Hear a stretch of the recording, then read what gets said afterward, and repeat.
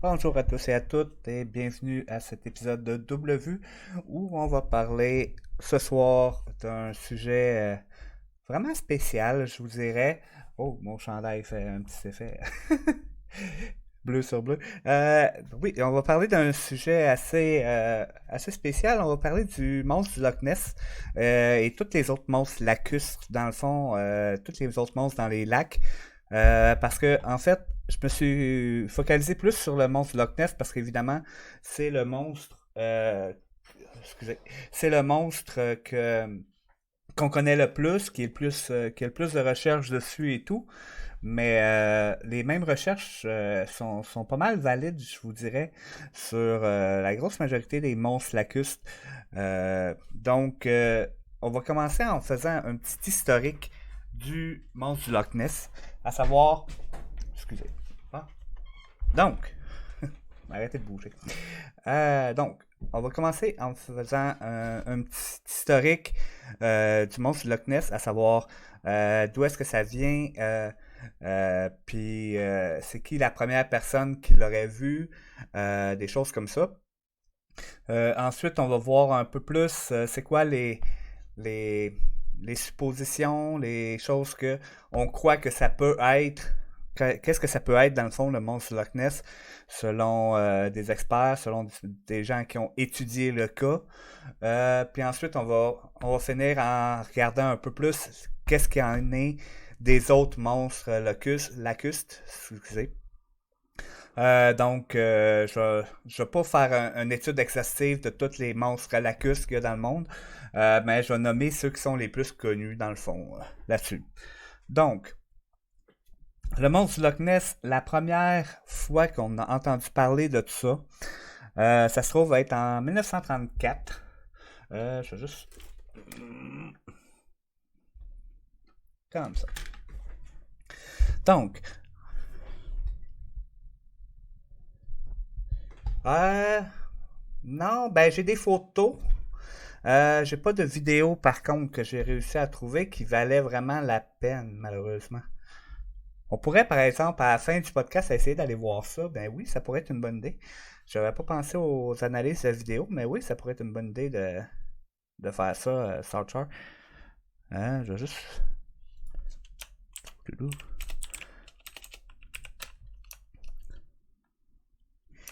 Hein, voyons. Tac, tac. Hein, on va te faire un petit chanteur. C'est ça. Donc, ouais, ça serait une bonne idée, c'est ça, de faire une analyse des vidéos après, ouais. La première fois qu'on a entendu parler du monstre du Loch Ness, dans le fond, c'est en 1934 à cause d'une photographie extrêmement floue, de très mauvaise qualité, de Hugh Gray, dans le fond. C'est le premier à avoir fait une photo du monstre en tant que tel.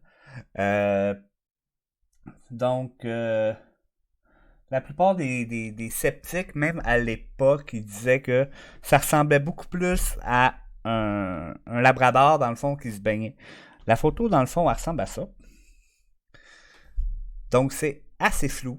Ça peut vouloir, ça peut représenter à peu près n'importe quoi. Euh, on s'entend que c'est en 1933. 1933, oui, ça, novembre 1933. Donc, c'est sûr que la qualité des appareils photo de l'époque versus la qualité des appareils photo d'aujourd'hui, c'est rien de comparable. Mais la photo est d'un flou lamentable. Et si on regarde, on voit vraiment que ça a vraiment plus l'air, en fait, d'un chien avec un bâton dans l'eau. La tête d'un chien avec un bâton dans l'eau. Ça ressemble beaucoup plus à ça que à véritablement un monstre. Quand on la regarde d'une autre vue, dans le fond, une fois qu'on a vu le chien, on n'est plus capable de voir d'autres choses, pour être franc. Mais, mais c'est ça. Dans le fond, la photo est extrêmement floue, puis c'est la première photo. Mais un petit peu avant ça, un petit peu avant que cette photo-là soit montrée, dans le fond, il y a eu un événement qui a probablement parti le mythe. Ça se trouve être un directeur de cirque, un certain Bertram Mills, que lui, qu'est-ce qu'il a fait? Dans le fond, lui, c'est un directeur de cirque et il y avait des éléphants. Et il a fait baigner ces éléphants dans le lac pour la rafraîchir et tout. Mais à cette époque-là, le monde avait aucune idée c'était quoi un éléphant, à quoi ça pouvait ressembler et tout. Donc tout ce qu'ils voyaient ressortir de l'eau, c'était la trompe de l'éléphant, avec la bosse qui se trouvait être la tête, le corps et tout de l'éléphant, mais c'est tout ce qu'ils voyaient. Donc, il y a eu plusieurs personnes qui ont probablement vu ces éléphants-là, qui se sont demandé qu'est-ce que c'était ça, cette espèce de bébite-là, qui était dans le lac.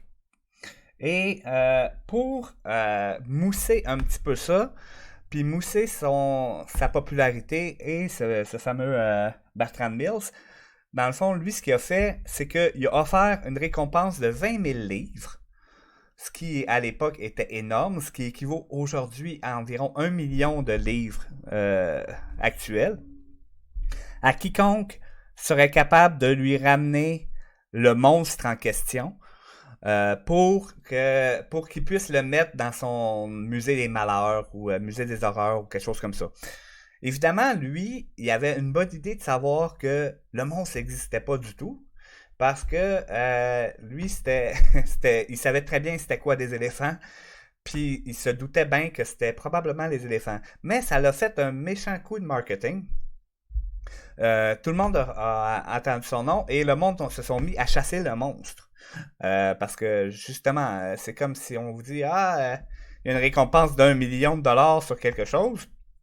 C'est comme assez évident que les chasseurs de trésors, les chasseurs de monstres, se sont dévoilés, ils se sont sortis de toutes parts.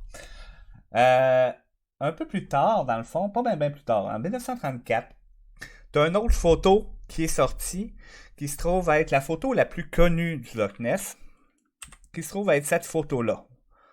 Dans le fond, ça c'est une photo que probablement que ça vous dit de quoi, il est dans mon teaser, c'est la photo vraiment emblématique du Loch Ness et tout et tout. Le problème,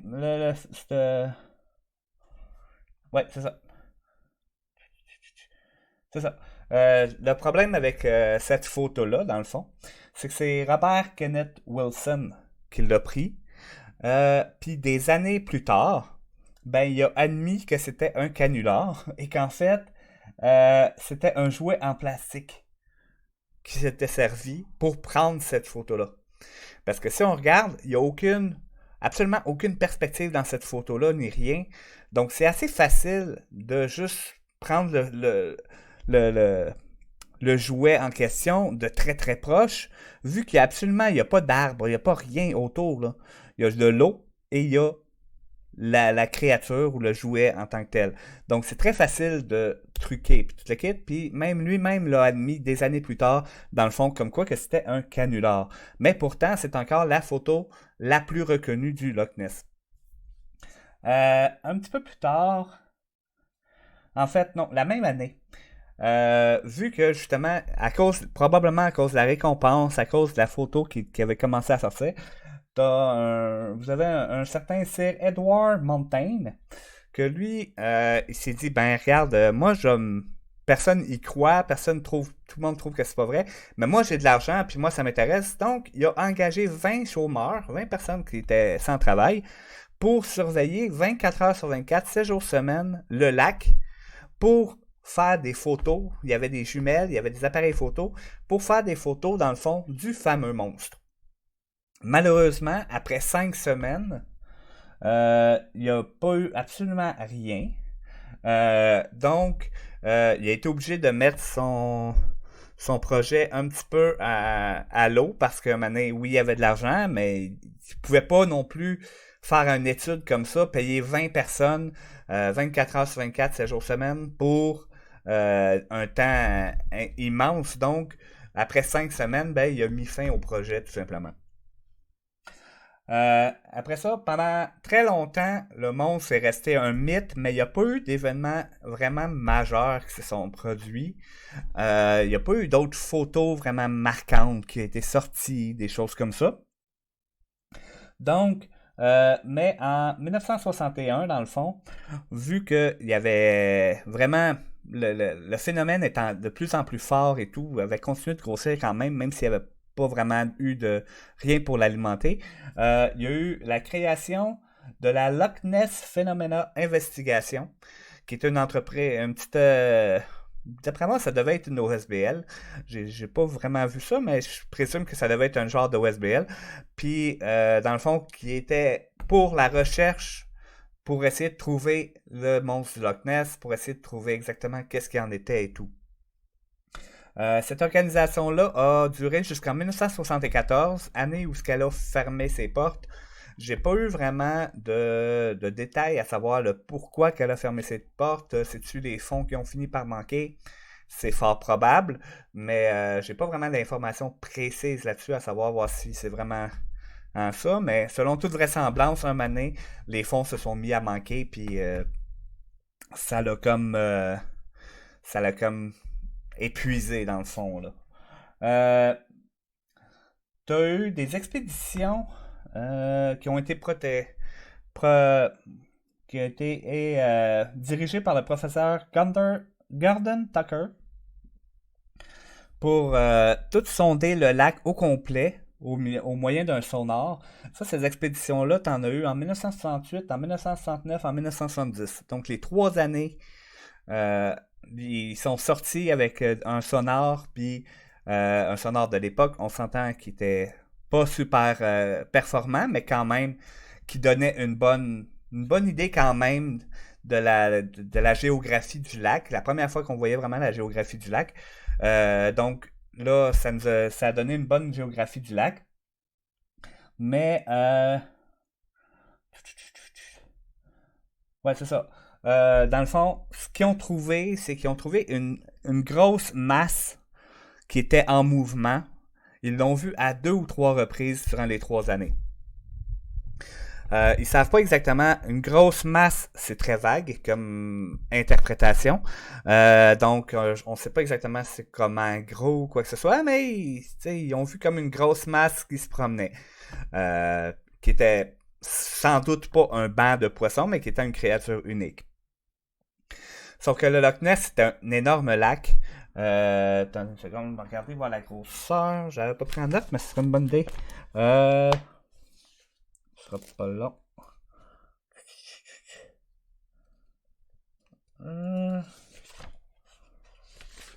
Je vais manquer. Faites mes affaires, ben j'ai oublié ça.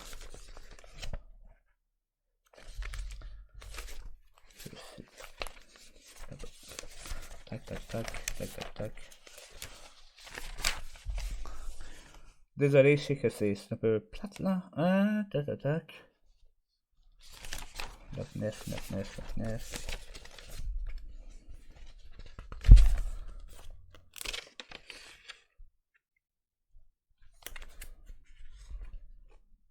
Ok.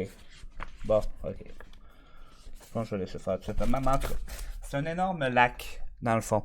Comme toutes les créatures lacustres, c'est toujours dans les énormes lacs. On s'entend que ça sera pas dans un lac style le lac Saint-Pierre qu'on va voir un monstre lacuste. Ça va être dans des très très très grands lacs là. D'ailleurs, un loch pour les je crois que ça vient du gaélique si je me souviens bien. Ça désigne autant un lac, un fjord ou n'importe quelle grande étendue d'eau dans le fond qui est pas la mer là. Donc, un loch, c'est vraiment très très vaste comme terme, là. Donc, comme je disais, là, fait que là, en 1968, 69, 70, ils ont détecté une très grosse masse en mouvement, mais ils n'ont pas réussi à voir exactement qu'est-ce qu'il en était plus que ça. Euh, Il y a Robert H. Ryan de l'Académie des sciences appliquées de Boston. Donc, c'est pas un monsieur n'importe qui, c'est quand même quelqu'un de très érudit, de très bon. Que lui, il a produit des photos qui montrent une, euh, une créature très volumineuse avec une tête minuscule. J'ai cherché pour essayer de trouver ces photos-là, j'ai pas réussi à les trouver, malheureusement.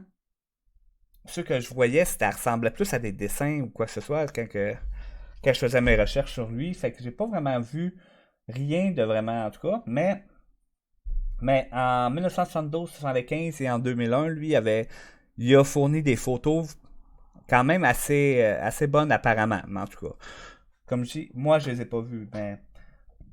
Ah bon. Et en 2008, il émet une hypothèse moi j'appellerais ça une hypothèse assez cocasse. Dans le fond, c'est qu'il émet l'hypothèse que le monstre du Loch Ness se serait peut-être éteint à cause des changements climatiques. Ce qui est assez cocasse. Mais en tout cas, bref. C'est la théorie que lui-même a trouvée. Euh, Comme ça. Donc, pour continuer dans l'histoire, en 1987, il y a eu une très grande opération qui s'appelait l'opération Deep Scan. Là, il était beaucoup mieux équipé, il y avait beaucoup plus de budget. Donc, ils ont fait cette opération-là qui est très médiatisée, qui a été très connue à l'époque. Vous en avez peut-être déjà entendu parler. Puis, excusez. Euh,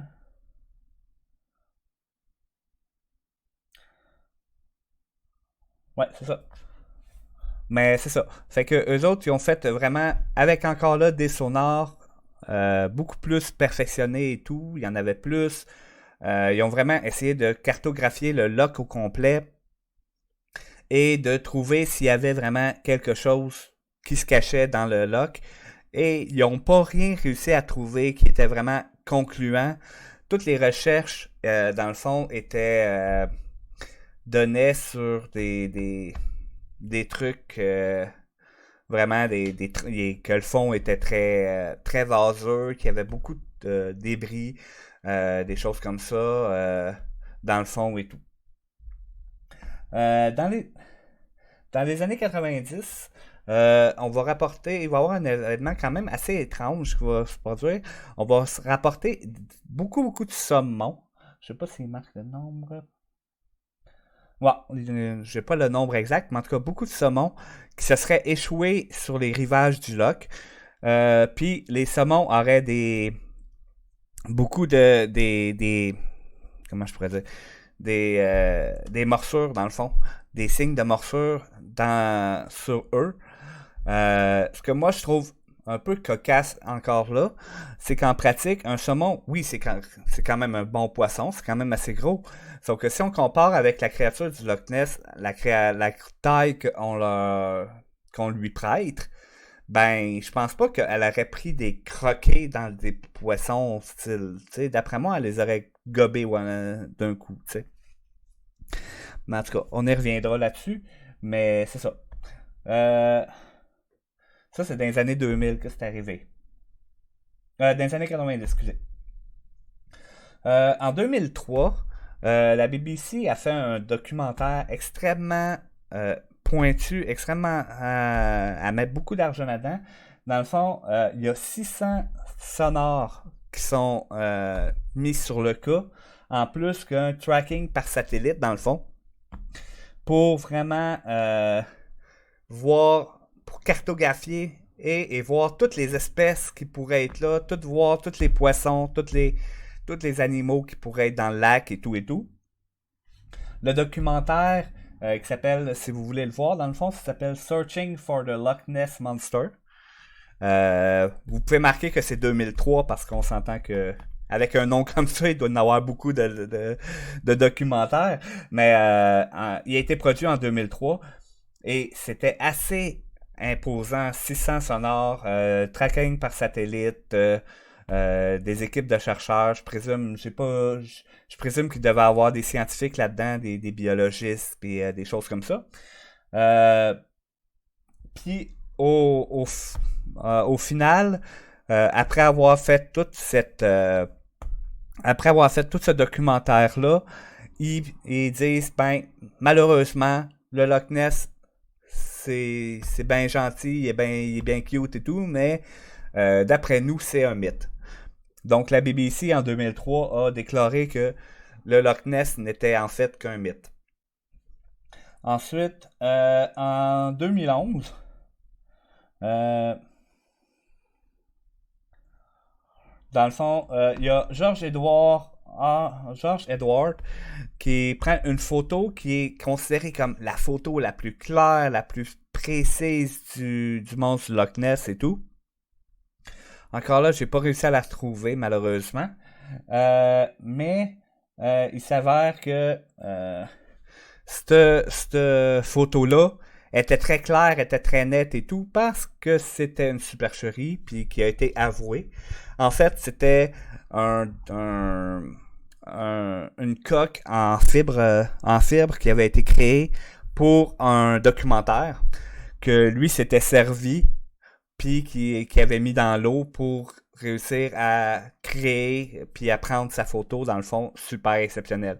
Donc, c'est sûr qu'elle était exceptionnelle parce qu'elle était stagée. C'est toujours plus facile dans ce temps-là de prendre des bonnes photos, tu sais. Quand on s'attend, quand on a le temps de tout mettre en pratique et tout.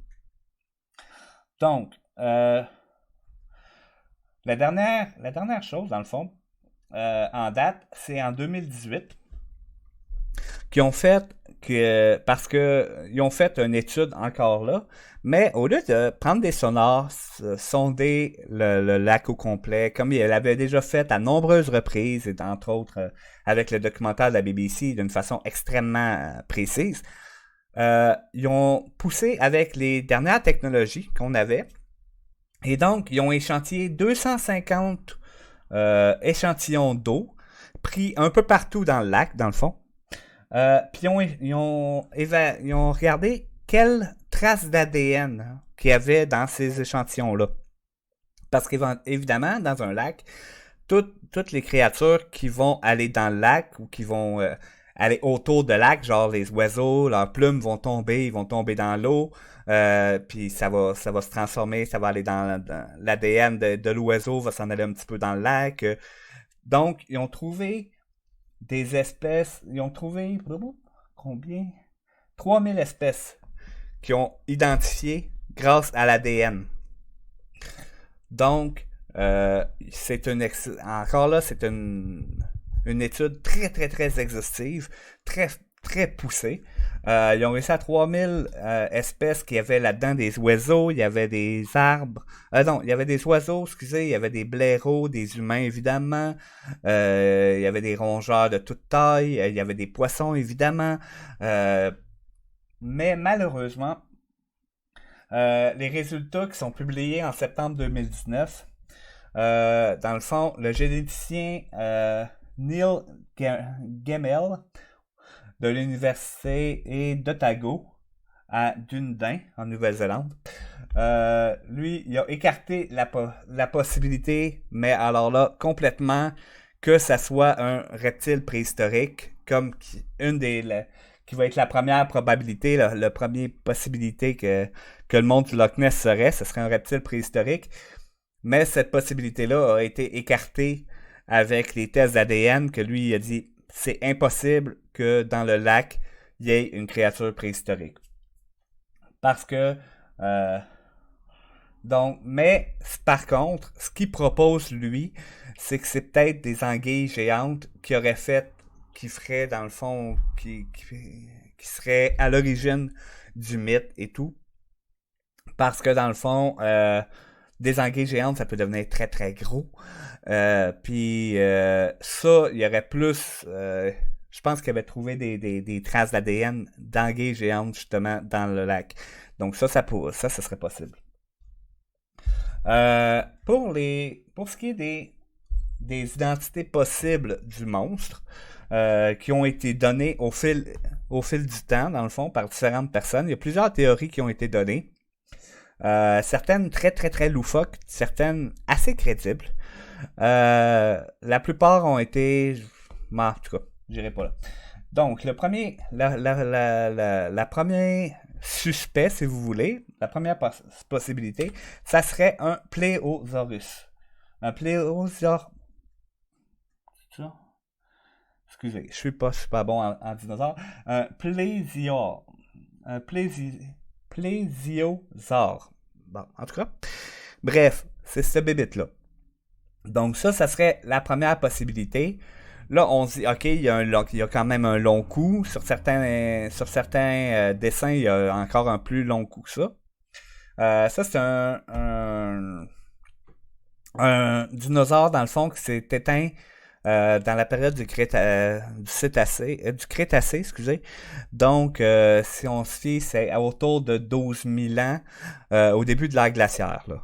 Il se serait éteint dans ces années-là.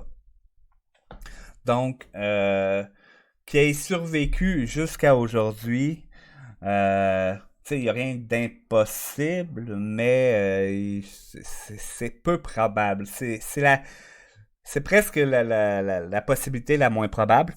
Euh, En partant, à cause de la façon que les os de son cou sont faits, la fameuse photo ici comme ça, puis la fameuse position du cou, ben, cet animal-là était pas capable de la faire. Parce que les autres, son cou était pas capable d'aller puis d'aller dans ce genre d'affaires-là. Euh, Attends une seconde. Je vais baisser ça. Ah, oui. Donc, euh, en plus de ça, là, certains vont dire, ah, peut-être pas ce dinosaure-là, mais d'autres dinosaures ou quoi que ce soit. Mais en fait, les eaux sont tellement froides du Loch Ness, parce qu'on s'entend, le Loch Ness, c'est à peu près à la même hauteur que le lac Memphremagog. D'ailleurs, il y a plusieurs corrélations entre les deux, c'est vraiment drôle. Mais un reptile peut pas vivre dans ces eaux-là. Parce qu'un reptile, évidemment, ça a le sang froid. Donc, ça prend une source de chaleur pour aider à régulariser sa chaleur. Tandis que dans ces eaux-là sont tellement froides que il n'y a pas de chaleur assez pour que un reptile puisse vraiment régulariser sa chaleur. Donc, les possibilités qu'un reptile préhistorique puisse vivre là-dedans sont assez faibles. L'autre chose aussi, c'est qu'en pratique, pour qu'une espèce soit considérée comme viable, il faut qu'elle ait un minimum de 10 individus. 10 individus, c'est le minimum pour qu'une espèce puisse avoir des accouplements sans avoir trop de possibilités de problèmes génétiques ou quoi que ce soit comme ça.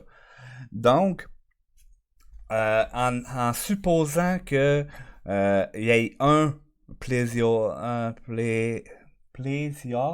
tout cas, un dinosaure dans le Loch Ness, il faudrait qu'il y en ait 9 autres en quelque part. Parce que c'est beau que ça vit quand même plus longtemps potentiellement qu'un un animal ordinaire, si vous voulez, vu de sa taille. Parce que souvent, plus la taille est grande, plus l'animal va vivre longtemps. C'est pas toujours vrai, mais c'est souvent vrai. Mais de là à vivre 12 000 ans, c'est un peu pousser le bouchon pas mal. Euh, à ma connaissance, il n'y a absolument rien qui vit 12 000 ans là.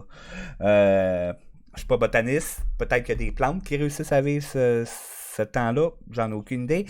Mais dans les animaux, dans le règne animal, j'ai pas trop de risque de me tromper en disant qu'il n'y a aucun animal qui peut vivre 12 000 ans. Et donc, la possibilité que ça soit un dinosaure, dans le fond, sont pas mal écartées à cause de ça.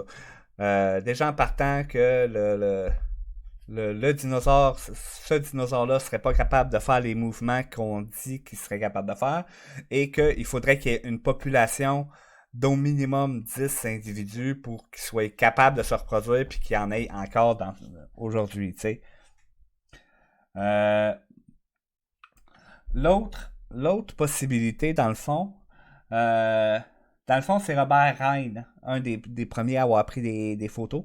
C'est lui qui avait donné l'idée que c'était peut-être un dinosaure, que c'était peut-être ce dinosaure-là, dans le fond. L'autre espèce qui est possiblement qui est pointée du doigt comme étant peut-être, c'est une espèce inconnue de pinnipède, une otarie à long cou, qui ressemblerait à... Non, désolé, j'ai pas la photo de celle-là, parce que dans le fond, c'est une espèce qui est pas connue, qui serait inconnu et qui se trouverait être un otarie, mais avec un très très long cou, tu sais. À toutes les fois que j'ai fait essayer de trouver des photos, des dessins de ça, plus des dessins vu que c'est pas reconnu, mais à toutes les fois que j'ai tapé le nom de l'otarie en question, je tombais sur des dessins du Loch Ness, là. C'était... c'est comme si c'est une espèce qui existerait juste là. Ce qui est encore là pas impossible, mais assez improbable. Donc, dans le fond, selon la théorie c'est Bernard Heuvelmans, dans le fond, qui a émis cette théorie-là de l'otarie. Les cornes ou les épines, il dit que ça pourrait être potentiellement des tubes respiratoires. Par contre, le principal problème avec cette théorie-là, dans le fond, c'est que même si c'est une créature qui vit très longtemps, qui est capable de rester très très très longtemps sous l'eau, c'est sûr que il faut qu'elle remonte à la surface quand même pour respirer. À moins que ça soit vraiment un poisson, on s'entend. Mais dans ce cas-là, on parlerait d'un mammifère, un otarie. Donc, il faudrait qu'elle remonte à la surface environ au minimum 24 fois par jour, donc à peu près une fois par heure, grosso modo. Et donc, il y aurait une quantité de témoignages beaucoup plus gros que ça si l'otarie remonterait à toutes les heures ou à peu près, là.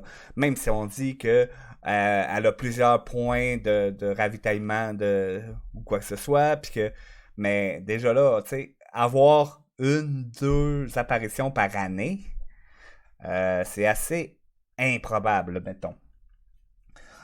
L'autre, l'autre potentiel, c'est l'esturgeon. L'esturgeon baltique, pour être exact. Ça, c'est une théorie qui commence à avoir plus de sens, qui commence à être plus logique. En tout cas, à mon avis. Ça, c'est une théorie, c'est Adrian Shine. Shine, c'est ça. C'est un de ceux qui a mené l'expédition Deep Scan en 87. Et lui, il pensait, lui, c'est pas lui sur la photo, là, c'est juste pour montrer la grosseur d'un esturgeon. Quelle grosseur que c'est pour ceux qui connaîtraient pas ce poisson-là, c'est énorme. Et encore, je vous dirais qu'il y en a des potentiellement plus gros que ça. Ben, c'est la photo que moi j'avais trouvée. Dans le fond, ça peut mesurer jusqu'à 5 mètres de long. Fait que on s'entend que ça, c'est loin d'être 5 mètres. Ça, on parle à vue de nez à peu près 2 mètres et demi. Donc, à peu près 2 fois plus long que ça. Qu'un esturgeon de la Baltique peut être. Puis jusqu'à un poids de 360 kilos. 360 kilos, c'est comme énorme, là. C'est comme... ça vous avale, là. Tu sais, en livres, ça voudrait dire, ça veut à peu près 800 livres, à vue de nez, 850 livres de mémoire. Jack, tu pourrais peut-être le dire, t'es meilleur que moi pour en calcul mental. Moi, j'ai pas ton don pour le calcul mental. Mais c'est ça. Mais 350 kilos en livres, en sachant que 1 kilo est à 350 grammes à peu près. 354 grammes, si je me souviens bien. 354 grammes, c'est une livre. Mais en tout cas, bref, c'est ça. Donc, ça serait une possibilité. Parce que l'esturgeon, bien entendu, il va vivre dans le fond des lacs. Là. 770 livres. Merci. Mais c'est ça. J'étais un petit peu loin, mais c'est quand même pas si pire. À 800 livres, j'étais pas si pire. C'est ça. Donc, c'est ça. Fait que 770 livres, là, ça commence à être du poisson en tabarouette. Donc, comme je dis, il vit dans le fond le fond de la plupart du temps, mais ça y arrive de remonter à la surface à cause des changements de courant marin, ou je sais pas exactement, mais je sais que ça y arrive de remonter. Donc, c'est sûr que si on voit un poisson, on va dire à peu près 2 fois la longueur du poisson sur la photo, puis qu'on voit juste la crête du poisson remonter un peu, ben c'est sûr que c'est très très très impressionnant. Et que ça peut fortement penser, tabarouette, si ça c'est le dos de l'animal, on peut penser que l'animal en dessous est big en tabarouette, est gros en tabarouette, tu sais.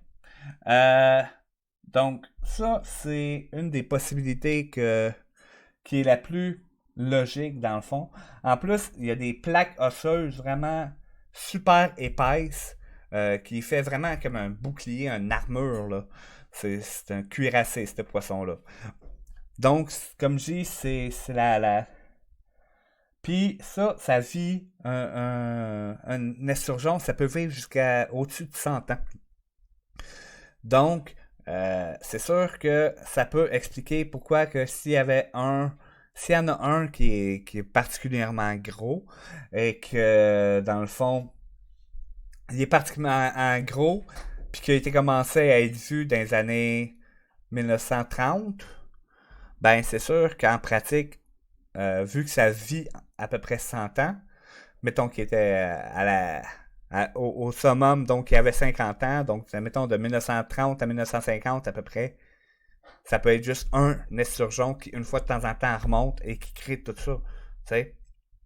Et ensuite, encore là, selon la même théorie que tantôt, ben pour une espèce survive dans un milieu, il faut qu'il y ait au moins 10 individus. Donc, il faut qu'il y ait au moins 10 esturgeons dans le lac. Tu sais. Ce qui est très possible. À la grosseur du lac, c'est assez crédible. Euh, l'autre possibilité qui a été faite, ça non plus, j'ai pas de photo parce que encore là, c'est quasiment un animal qui a été inventé pour le Loch Ness lui aussi. Pardon, il s'appelle le triton à long cou. Ça, c'est Rupert R. Gould qui a sorti cette théorie-là, ainsi que puis ça a été appuyé par la suite par Roy McCall, et que ça serait un triton à long cou, mais ça, je sais pas, moi, je connais pas beaucoup les animaux en général, à part les recherches que j'ai faites, mais il me semble un triton, on est loin de la grosseur, là. C'est pas si gros que ça, un triton. Donc, un triton à long cou, mais qui ferait une affaire comme 5-10 mètres de long. Je sais pas. En tout cas, j'ai pas réussi à trouver aucune photo de cet animal-là. Donc, je présume que c'est un animal qui a été comme inventé pour la théorie ou quoi que ce soit, ou c'est peut-être un animal de cryptozoologie aussi. La cryptozoologie étant l'étude des animaux qui n'ont pas été découverts ou pas découverts ou pas acceptés par la science moderne. Euh, donc, l'autre potentiel aspirant pour être le monstre du Loch Ness, qui est tout aussi crédible dans le fond que l'esturgeon, c'est le requin du Groenland. Donc, le requin du Groenland, dans le fond, lui aussi, c'est une créature qui vit dans le fond, ce qui fait que il remonte pas souvent à la surface, mais ça peut y arriver. Il y a un aileron sur le dessus qui fait que ça peut vraiment donner un air vraiment d'épine et tout. Ça aussi, c'est un animal assez. C'est gros, là. Ça n'a pas de misère avec le froid, évidemment. C'est le dragon. On s'appelle ça un requin du Groenland, c'est pas pour rien. Et ça vit dans les eaux vraiment très très froides. Dans le fond, ça vit dans les eaux qui dépassent pas 12 degrés Celsius. Donc, ça vit, c'est au niveau, si on regarde au niveau du climat, ça fit totalement avec le Loch Ness. C'est une possibilité très bonne. Ça, c'est Jeremy Wade qui a donné cette théorie-là, dans le fond. Le nom vous dit probablement quelque chose, dans le fond. C'est celui qui fait Monstre d'eau douce à la TV. Salut Guillaume. Donc, c'est lui qui fait. J'espère que tu vas bien, en tout cas. T'aimes les huîtres? Ah, ben c'est gentil. Ah, je vois.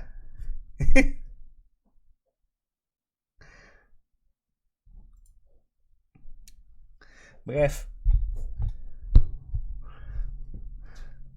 Donc, c'est Jeremy Wade, c'est lui qui fait l'émission à la TV que vous avez peut-être déjà vu, Monstre d'eau douce, qui va aller pêcher des énormes poissons, souvent des poissons chauds, on s'entend, qui va dans les rivières, des choses comme ça. Donc, c'est normal, si le nom vous dit quoi, c'est ça. Dans le fond, un requin comme ça peut aller jusqu'à 7 mètres de long. Donc, c'est très, très, très gros. Ça aussi, la même affaire que l'esturgeon. Si jamais ça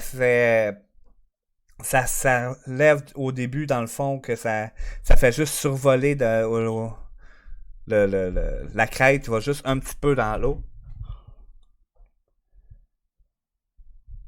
Ben, merci beaucoup. Dans le fond, ça peut facilement être vu comme étant un, euh, un monstre beaucoup plus gros qui se trouverait à être en dessous de la surface. Puis même à ça, on s'entend que 7 mètres, c'est quand même très gros comme monstre. C'est définitivement un requin de Groenland, c'est définitivement un monstre au sens propre, tu sais. Le dernier candidat en liste, qui est aussi quand même assez facile, assez possible, c'est une ou des silures glanes. Ça ressemble à ça. Dans le fond, ça ressemble à beaucoup, beaucoup. Je me demande voir si ça serait pas une sorte de poisson-chat. Si je me trompe pas. Dans le fond, j'aime les requins marteaux. Ah, ben c'est cool. Donc, je me demande. Donc, ça, c'est Steve Veltan qui a trouvé cette théorie-là, dans le fond, de cette silure-là. Mais oui, si je me trompe pas, une silure, je viens d'avoir un flash, puis il me semble que ça veut dire un poisson-chat. Ce qu'on appelle, nous autres, un poisson-chat. Ça peut mesurer jusqu'à 2,7 mètres de long.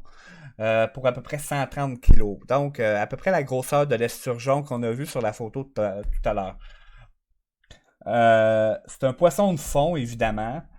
Mais, dans le fond, le problème avec ça, c'est que lui, le Steve Fellan, lui, ce qu'il dit, c'est qu'on a probablement introduit cette sorte de poisson-là dans le loch pour, pour vraiment, pour les pêcheurs et tout. Ce qui a été fait dans d'autres endroits. On a introduit la silure dans d'autres lacs, rivières, des choses comme ça, pour augmenter la pêche sportive, dans le fond. Vu que c'est un énorme poisson, ben, les pêcheurs vont être friands d'essayer de la prendre et tout et tout. Donc, le problème avec ça, par contre, c'est que il n'y a pas aucune source crédible qui disent que dans le Loch Ness, cette espèce-là aurait été introduite. Pourtant, dans d'autres endroits, c'est très clair, ça a été dit très directement comme quoi que la silure avait été introduite pour augmenter la pêche sportive, des choses de même. Ce qui est jamais une bonne idée parce que tu détruis tout l'écosystème, pour ça du temps passant, là. Mais en tout cas, mais l'homme a introduit cette espèce-là dans différentes choses, mais dans le Loch Ness, dans le fond, il n'y a jamais vraiment eu de... Il n'y a jamais vraiment eu ça. La dernière explication, dans le fond, qui est assez intéressante, c'est que ça serait même pas un poisson ou quoi que ce soit comme ça. Ça serait ce qu'on appelle... Attendez une seconde. Bon. Ça serait ce qu'on appelle... Il y a un phénomène très présent, entre autres dans les océans et dans certains lacs, et qui est très présent aussi dans le Loch Ness, qui s'appelle la thermocline.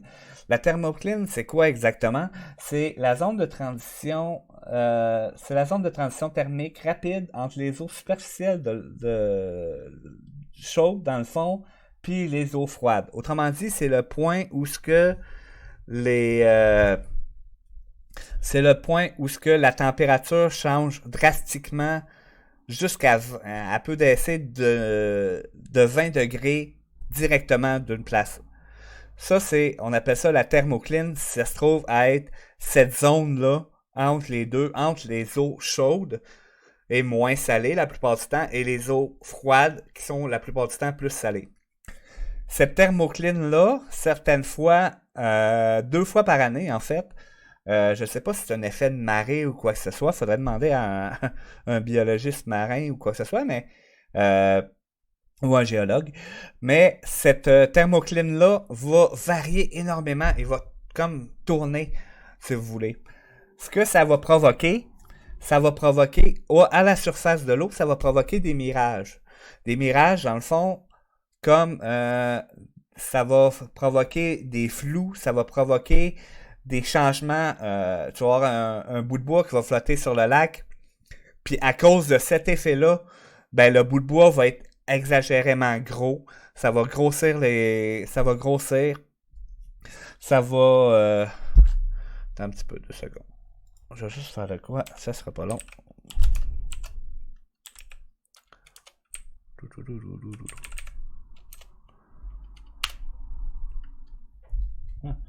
Bref. Fait que ça va grossir les. Les choses. Ça peut même changer l'apparence, dans le fond, de certains objets.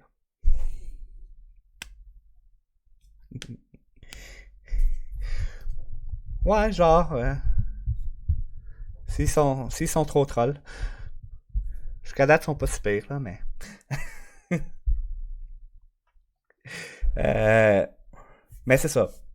Donc, la thermocline, quand elle vient à se renverser, ça peut provoquer des mirages, ça peut provoquer des choses comme ça. C'est pour ça que, comme je dis souvent, dans ce cas-là, comme dans beaucoup d'autres cas, le problème, souvent, ça va pas nécessairement être que les personnes sont mal intentionnées, mais ça va être une mauvaise interprétation de ce qu'ils voient ou de ce qu'ils ressentent dans le fond. Dans ce cas-là, de ce qu'ils voient, là. Dans le sens que on prend juste l'exemple de 2 phénomènes complètement disparates, mais qui se croisent. En ce sens qu'il y a un requin du Groenland ou un esturgeon qui remonte à la surface parce que justement, vu que la thermocline a fait que les eaux se mélangent et que le chaud, le froid se mélangent, ben ça serait logique que l'animal qui est dans le fond, ben il soit porté à remonter volontairement ou pas, soit parce que ses sens sont mélangés, ou soit parce que sa nourriture remonte ou quoi que ce soit. Donc, il va remonter à la surface, et en même temps que lui remonte à la surface et que potentiellement sa crête peut être visible de la surface, en même temps que ça, il y a un effet de mirage qui fait que ça extrapole la grosseur de l'objet en question, ça extrapole, ça peut changer un peu les formes dépendamment et tout et tout. D'après moi, ça peut fortement donner cet effet-là, dans le fond, de potentiel monstre du Loch Ness, tu sais. Ça, c'est les présumés, dans le fond, les suspects pour vraiment savoir qu'est-ce qu'il y en est, qu'est-ce que ça pourrait être, dans le fond. Ce qui est assez comique, ben pas comique, mais ce qui est assez surprenant plutôt, c'est que, dans le fond, le monstre du Loch Ness, il est loin d'être tout seul. C'est sûr qu'en pratique, tu peux... il y en a certains que je vais vous nommer que vous connaissez déjà, il y en a d'autres que pas essentiellement non. Pardon. Les autres montrent la cuisse. Je vais faire une liste très non exhaustive, mais une liste des monstres lacustes les plus populaires dans le fond. Le premier, c'est le dragon de Bosno, dans le lac de Bosno en Russie. Donc, encore là, un lac potentiellement très froid, où ce qu'encore là, les esturgeons, les requins du Groenland, c'est dans les possibilités. Parce que tous les lacs qui sont considérés comme ayant potentiellement un monstre, ils ont tous une possible, ils sont pas tous validés, mais ils ont tous une possible lien avec la mer directement.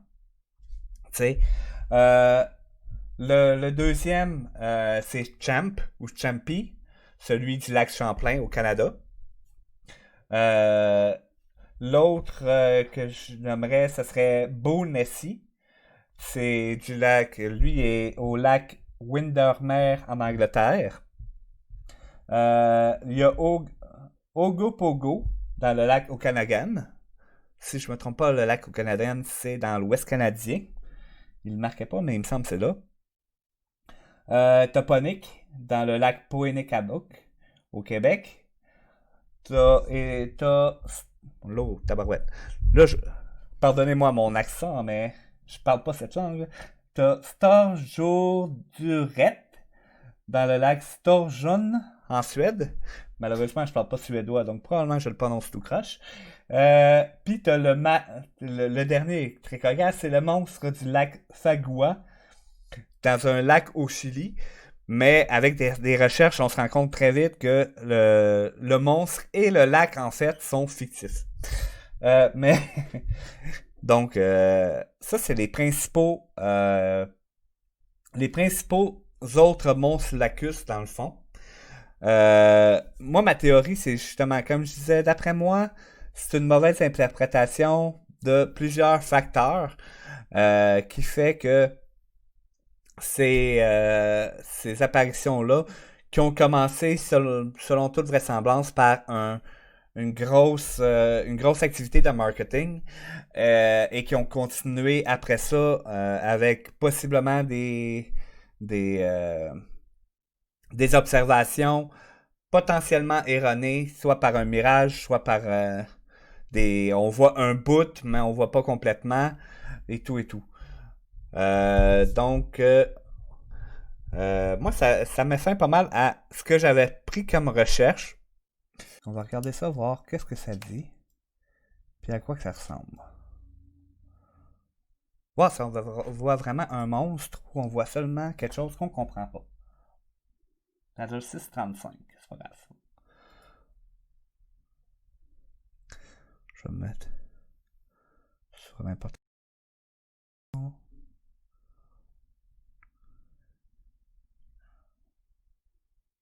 Il n'y a pas de son, ok. Non, je pense que. Non, non, non, non, non, non. Bon, on voit le vidéo. Si on regarde, c'est très proche du bord. À mes yeux, ça ressemble vraiment à un poisson.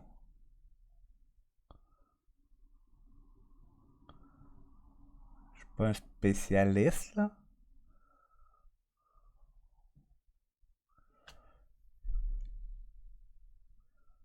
Mais ça me semble vraiment un gros, gros, gros poisson.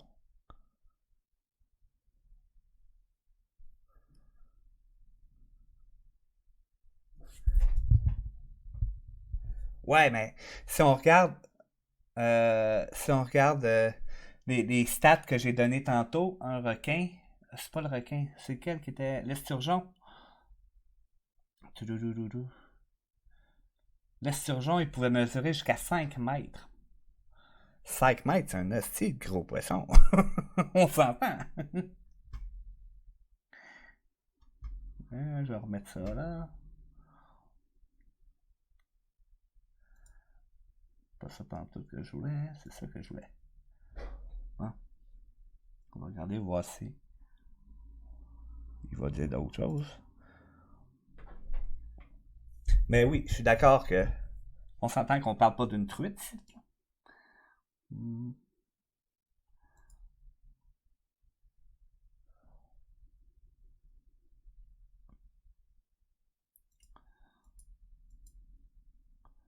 Comme ça, si on regarde ça ici,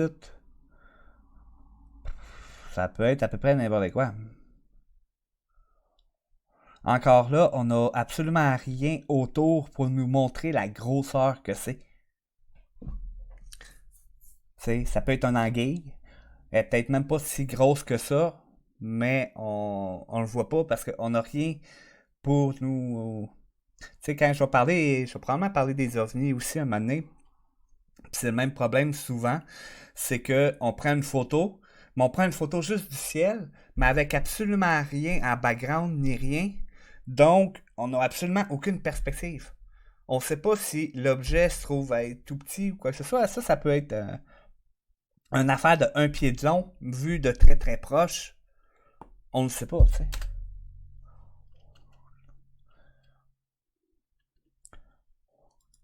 Encore là, ça serait dans une autre rivière, si je comprends bien. C'est pas. Mais encore là, on voit que ça sort. Mais pour ce qu'on en sait, ça pourrait être une tête de castor. La photo est vraiment floue, là. C'est en 2016. Fait qu'il n'y a pas vraiment de raison pourquoi que la photo aurait besoin d'être floue.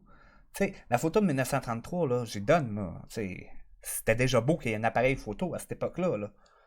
Mais en 2016, tout le monde a un appareil photo assez performant dans ses poches. On s'entend. Mais ça sort une photo comme ça. Tu sais.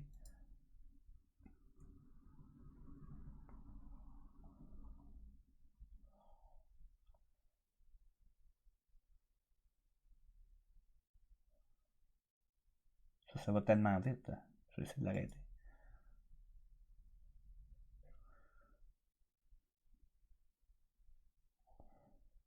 Ouais, j'avoue que ça semble assez troublant.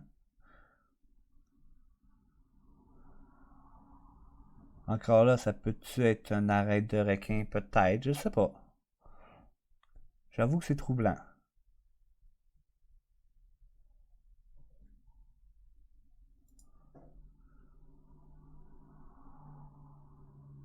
On va leur remonter 8 fois au lieu de mettre sur pause, là.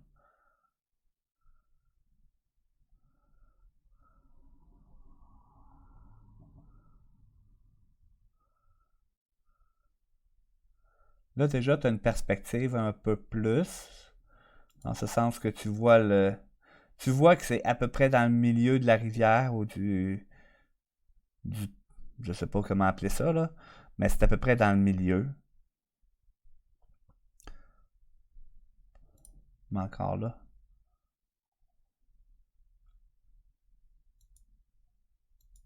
Ok. C'est weird, ça.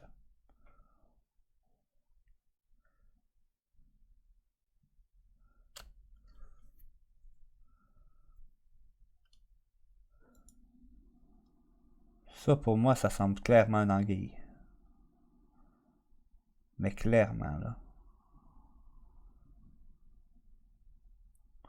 Est-ce que c'est un monstre? Clairement. Oui, tu vois ici, tu vois un peu l'embarcation, tu vois qu'elle est quand même assez loin. Ça, c'est très proche. Je suis pas très bon pour. Je pourrais pas vous dire, voir quelle grosseur que c'est ou quoi que ce soit, là.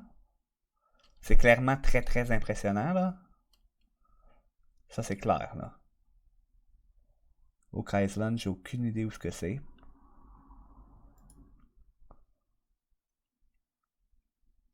Mais en tout cas, ça, c'est clair, ça ressemble pas à un dinosaure. Ça ressemble à un serpent. Un énorme serpent. Un serpent.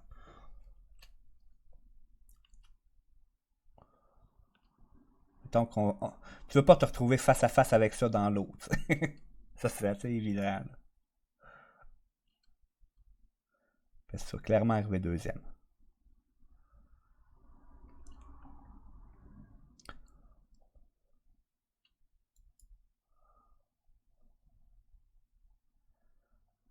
Je sais pas si on va le voir mieux de proche, là.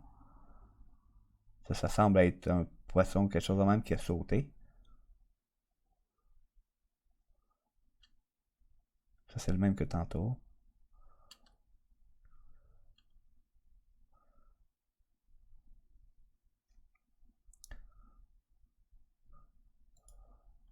Moi, je veux vraiment un énorme poisson.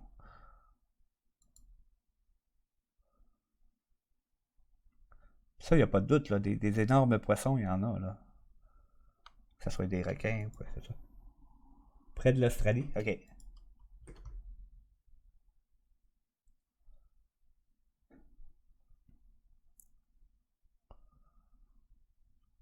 Merci pour le support d'information, Sartor.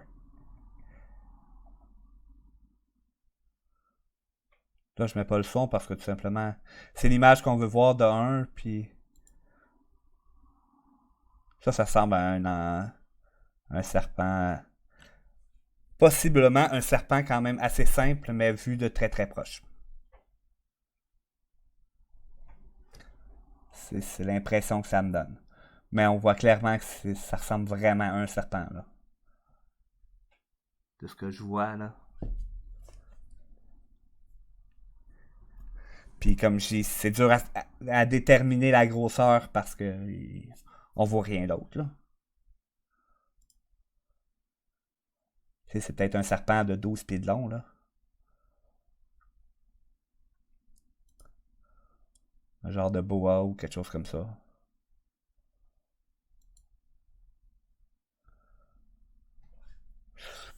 Celui-là aussi ressemble pas mal à un serpent, je vous dirais.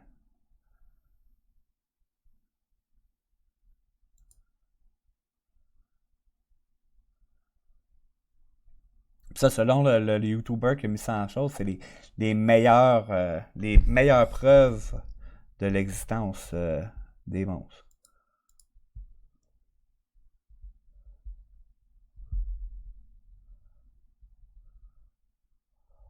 Il aime cette vidéo-là, en tout cas. C'est pas moi qui est revenu, là. C'est le même vidéo, là.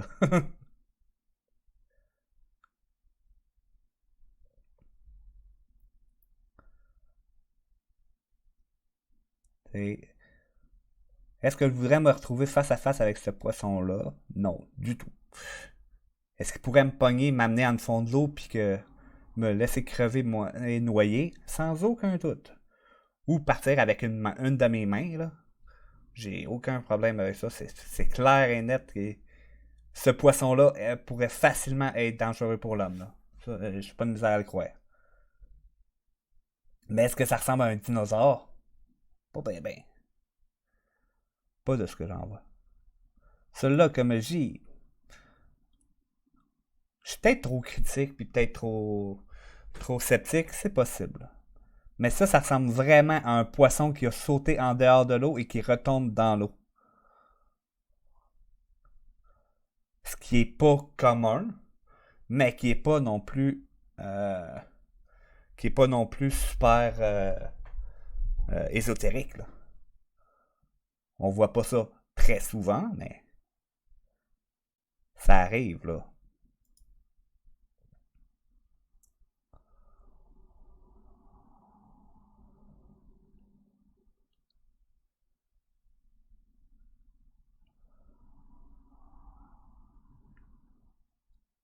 J'avoue que c'est troublant. Celui-là, il est assez...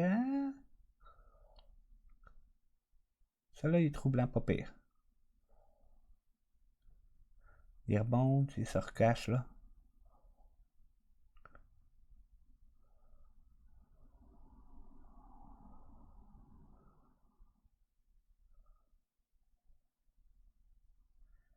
On a vu comme une queue plus loin.